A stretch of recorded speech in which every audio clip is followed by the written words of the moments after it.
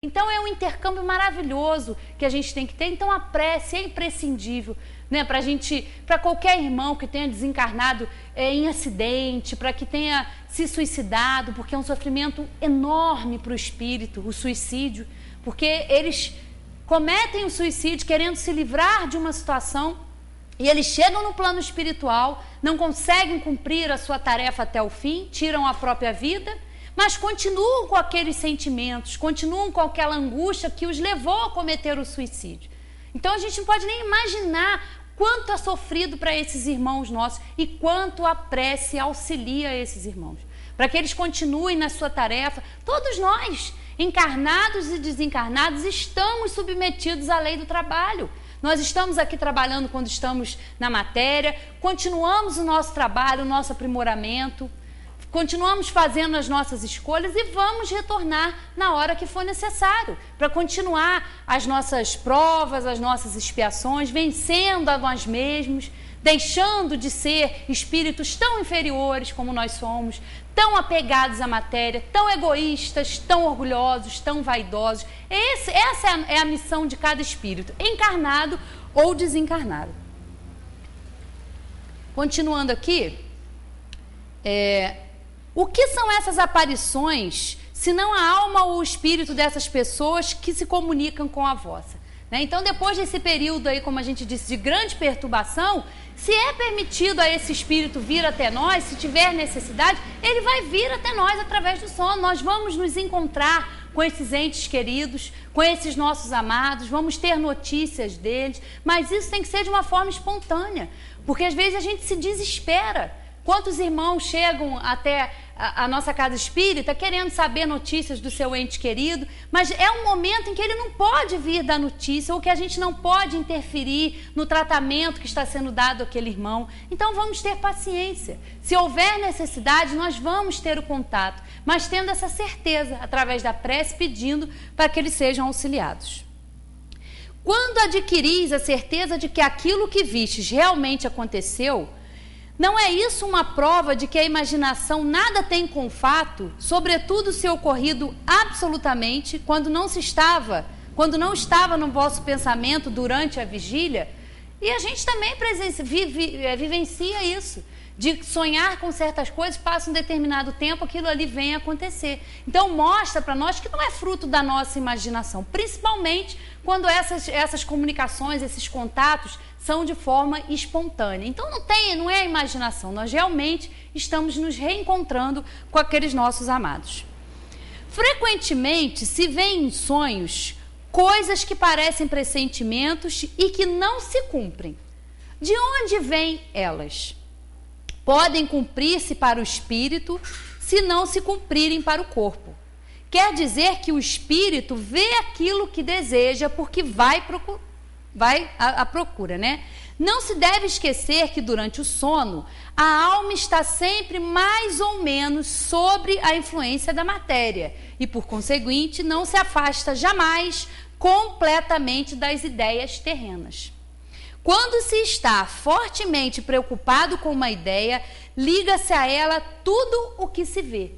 Então, sonhar com determinadas situações, às vezes são frutos da nossa imaginação, nesse sentido de a gente estar tão preocupado com aquilo ali, a gente querer tão desesperadamente resolver aquela questão, que tudo que nos cerca, a gente bota o foco naquilo ali. Então, a gente leva... a gente vê que a influência da matéria ela ainda existe, o espírito está desligado temporariamente, não é um desligamento absoluto. Então, claro que aquele espírito não está desligado completamente do corpo, não está desligado dos problemas que a gente passa na nossa vida de relação.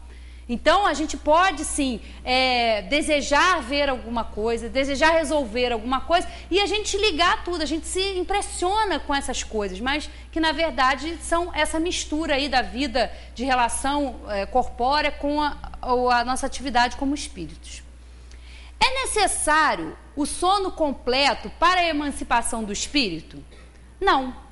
O espírito recobra a sua liberdade quando os sentidos se entorpecem. Ele aproveita para se emancipar todos os instantes de descanso que o corpo lhe oferece. Desde que haja prostração das forças vitais, o espírito se desprende. E quanto mais fraco estiver o corpo, mais o espírito estará livre. É assim que o cochilar ou um simples entorpecimento dos sentidos apresenta muitas vezes as mesmas imagens do sonho.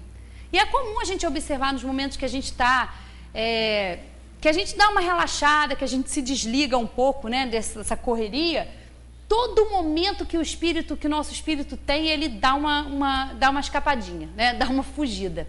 Porque a gente se retempera. Não precisa ser um sono aí muito longo, de 8 horas, de 8, 10 horas, não.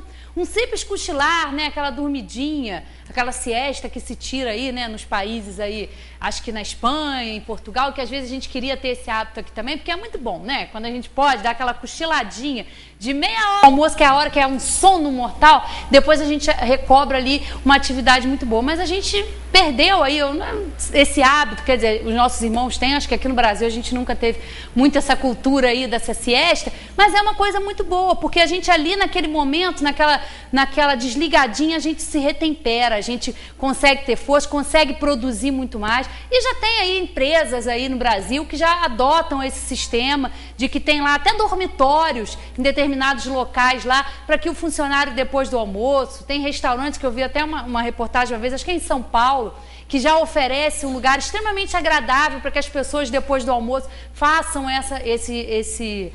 dar essa cochiladinha aí. E é muito importante, porque nesse momento que a gente que o corpo dá uma relaxada, uma entorpecida, o espírito pode aí dar uma passeada, né? Mas sempre com um fim útil, né? Porque às vezes a gente também se emancipa a fazer o que não presta. Porque a gente está falando aqui dos encontros bons, mas a gente também se emancipa para ir lá resolver a situação, como a gente disse aqui. Que a gente não resolve no dia a dia, mas a gente vai lá atrás do outro para tirar a satisfação. Então, um sonho, às vezes, é um verdadeiro campo de batalha, né? Um campo de guerra. Tem noite que a coisa é feia.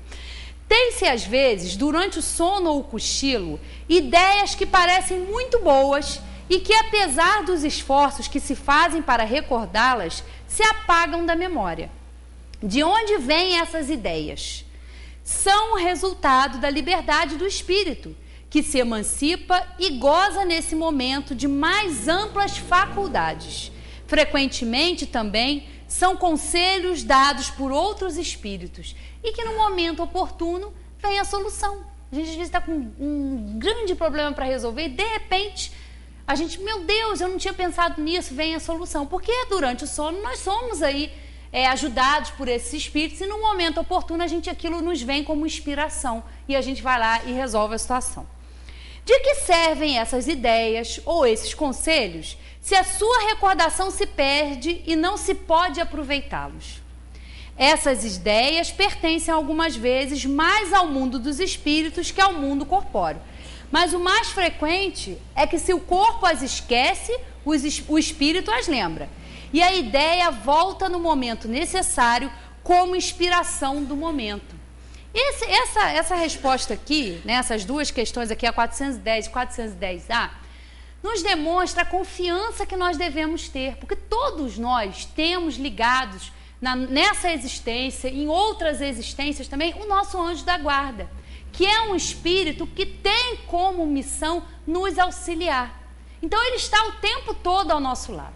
E os momentos em que ele se afasta, ele não se afasta porque a gente quer, ele se afasta porque a gente não quer ouvir os conselhos, a gente é teimoso, a gente cisma em querer ficar fazendo as mesmas coisas, cometendo os mesmos erros. Então ele se afasta, não que ele desiste da missão. Ele se afasta temporariamente e deixa a gente livre para exercitar aquilo ali que a gente acha certo e lá na frente vai colher os resultados que nem sempre são bons. Mas nós temos esse amigo que jamais nos abandona,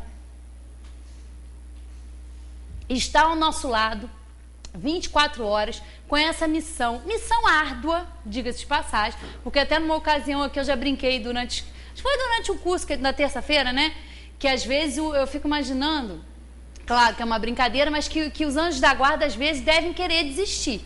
A gente pode pensar que ficam ali a gente é tão difícil, tem hora, a gente é tão complicado que eu ainda estava brincando, imagina que deve ter um monte de anjos da guarda lá na fila de um almoxerifado lá qualquer, querendo trocar de protegido. Eu não quero mais essa criatura, eu não dou conta dele, eu não dou conta dela, dá muito trabalho. Então eu fico imaginando lá os anjos da guarda, é uma brincadeira, a gente lá tomando cafezinho e discutindo sobre os seus protegidos, que somos nós, né? Eles devem ficar de cabelo branco, mas é aquela coisa, nós estamos aí. Mas a gente tem que agradecer, pedir a inspiração desses amigos para as situações mais diversas da nossa vida, pedir o auxílio, porque a gente sempre vai receber. A gente é que tem que fazer a nossa parte para se abrir para essa ajuda. Porque nem sempre também a gente vai escutar o conselho, porque não é o que a gente quer. A gente pede a Deus que nos ajude, que nos auxilie, mas às vezes vai vir uma coisa ali que só lá na frente a gente vai entender que aquilo ali é um grande benefício para nós, mas que na hora causa um grande transtorno. Então a gente tem que ter confiança nos nossos anjos da guarda, nos nossos espíritos familiares, em Jesus, em Deus, saber que é um Pai amoroso, que não abandona nenhum de nós. Todo o momento em que nós precisamos, nós somos auxiliados. Basta a gente ter paciência, porque a gente é muito impaciente. A gente quer que os nossos problemas sejam resolvidos o mais rápido possível. E a gente esquece, quando a gente ora no Pai Nosso, que seja feita a vossa vontade. É a vontade de Deus, não é a nossa, não. Porque nós, na maioria das vezes, por sermos falhos e inferiores, nós não fazemos escolhas muito acertadas. E Deus permite que isso aconteça? Permite. Porque o erro, a culpa, tudo que a gente passa está incluído aí na nossa caminhada. Nós somos espíritos a caminho da perfeição. Só que nessa caminhada nós vamos tropeçar muito, nós vamos cometer muitos erros. E Deus permite que isso aconteça? Permite.